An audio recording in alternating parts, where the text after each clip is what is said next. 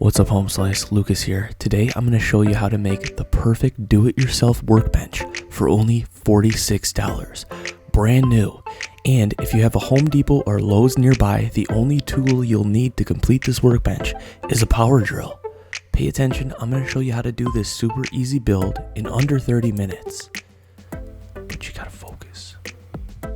Alright, so start by getting your materials. To do this build without any leftover wood, all you're going to need are two 12-foot 2x6s and four 8-foot 2x6s.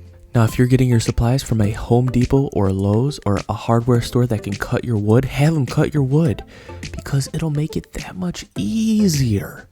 Have them cut the two 12-foot 2x6s right in half at the 6-foot mark.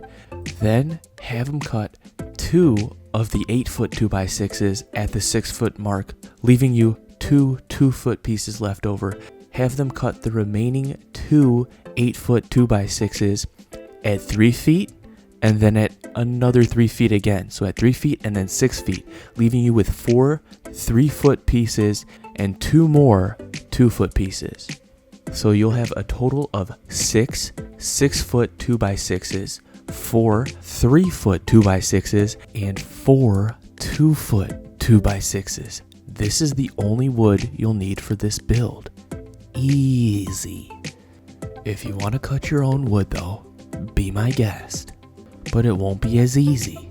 Now for the box of screws, I purchased a 1-pound box of 2.5-inch deck-mate screws. They come with their own drill bit. There's about 73 screws in a box, more than enough. Alright, now that you have all your supplies, let's put this together. This is the fun part. Now a real quick disclaimer for any of the form freaks out there. You can choose to drill your own pilot holes if you want. What is a pilot hole? A pilot hole is a hole that you drill in the wood before you put the screw in that is slightly smaller than the screw. This prevents the wood from splitting. But I'm not drilling my own pilot holes. I'm just gonna screw it. Pun fully intended. Alright, we're gonna start by building the legs. You want to screw a 2-foot piece to a 3-foot piece in an L shape, as so. Make it flush at the top. I put 2 screws in there. You can put more. I think at minimum I would do 2. Alright. Then I screwed another 3-foot piece to the other side of the 2-foot piece, making it flush at the top. Boom. You have one side already done pretty much. Do this exact same thing again. 2 3-foot pieces, 1 2-foot piece, 4 screws. Now you have 2 sides of the bench done. Wow. Yo, listen up. If you need to kind of like move your legs a little bit, just kind of do it, alright? There's a little bit of play in there, especially if you only put 2 screws at the top. That's why you don't put in too many screws at first, so you can kind of like wobble things and move them just a little bit.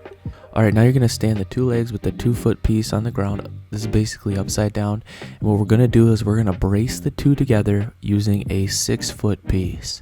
It's very simple geometry. So right here, the wood's going to be a little thin where you're drilling into, so you might want to drill a pilot hole, but honestly guys, I just screwed it. I drilled right into it. It only split once. What happens when it splits? Just put more screws in. Come on guys.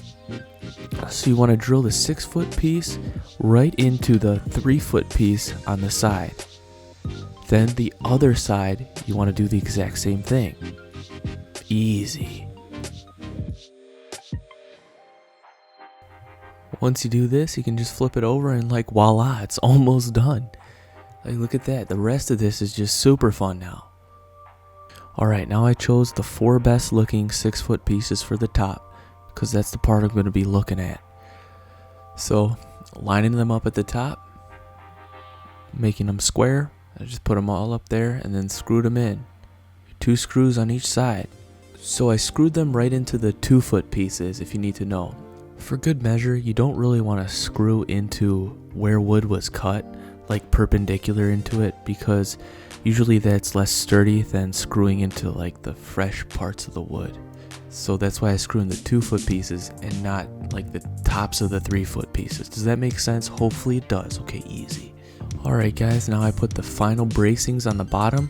I'm going to use the leftover 2-foot pieces to screw directly into the bottom of the 3-foot legs. Now once you have both 2 foot pieces screwed in at the bottom. Your table's pretty sturdy, but we're gonna put on this final brace, this final piece, the final 6 foot 2x6. Now you can screw this all the way in at the bottom, but I went up a little bit. Screw it in, 2 screws. You can drill your pilot holes if you want and waste your time.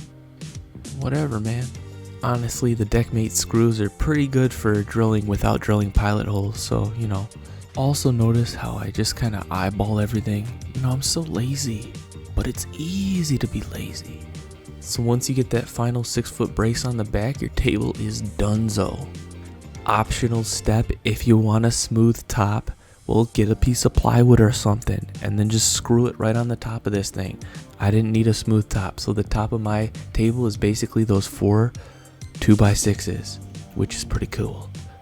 Congratulations, you are done. This table is pretty darn sturdy. Yeah, there's some parts that are kind of left over. If you want to fill it in, you can throw a 2x4 on the top there. Yo, it doesn't matter. Honestly, in my opinion, this table is perfect. It's super sturdy. It only cost $46. It's so easy to build. This is the perfect standing workbench in my opinion. Perfect size.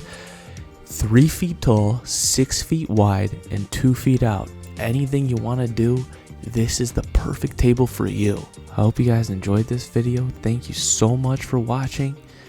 Let me know if you want me to do more builds, more build videos for you guys. Please let me know, I will.